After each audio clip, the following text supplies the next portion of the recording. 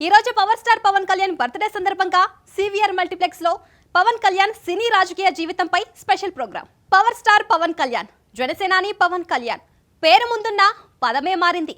ఆ ప్రపంచనం కాదు. తెలుగు సినీ ప్రేక్షకులకు బాక్స్ ఆఫీస్ బొనాంట్రాగా కొత్తగా పరిచయం చేయనక్కర్లేని పేరు పవన్ కళ్యాణ్. సిల్వర్ స్క్రీన్ పైనే కాదు, ఎన్నికల్లోనూ ఆయన ఎఫెక్ట్ అంతే. కంటెంట్ ఉన్నోడు కొడితే ఎంత సాలిడ్ గా ఉంటుందో రుచి చూపించిన పేరు. ఆయన సినిమా విడుదలవుతుందంటే అభిమానులు పూనకాలతో ఊగిపోతారు.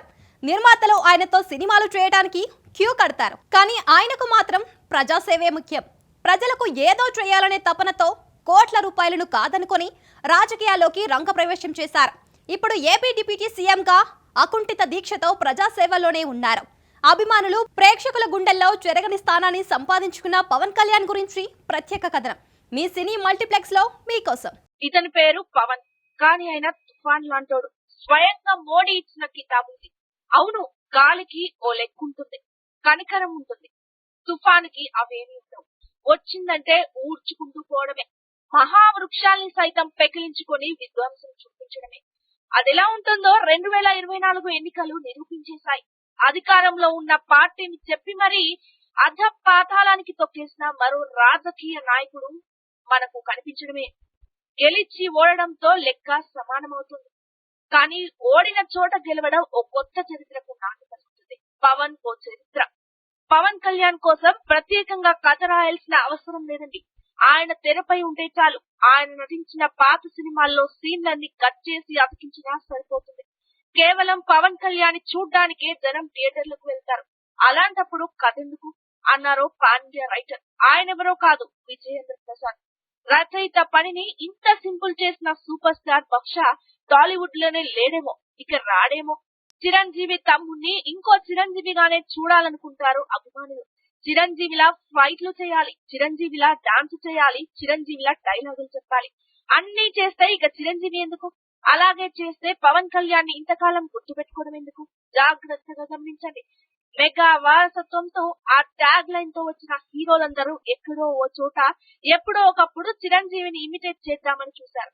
చిరంజీవి టైటిల్, చిరంజీవి పాట వాడేయాలన్న తాపత్రయం వాళ్ళకుంటుంది. అలా చేయడం తప్పు కూడా కాదు.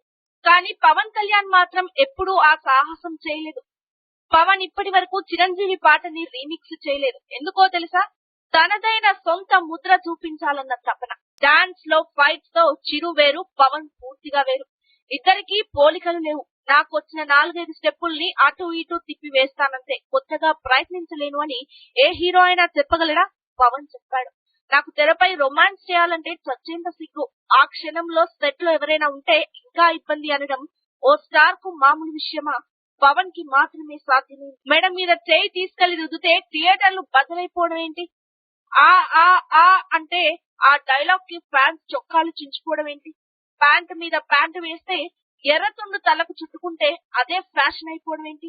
ఏముందందులో? అదే పవన్ మ్యాచ్. కేవలం తన స్క్రీన్ ప్రెజెన్స్ తో ఆడిటోరియం మొత్తాన్ని కంట్రోల్లోకి తెచ్చుకోవడం కేవలం సూపర్ స్టార్లకి సాధ్యం. ఆ లెక్కన ఇండియాలోని ఏ సూపర్ స్టార్ కి పవన్ తీసుకోడు. సుస్వాగతం, తొలి ప్రేమ, తమ్ముడు, మనలోంచి ఒకడు హీరో అయ్యాడన్న ఫీలింగ్ వచ్చింది.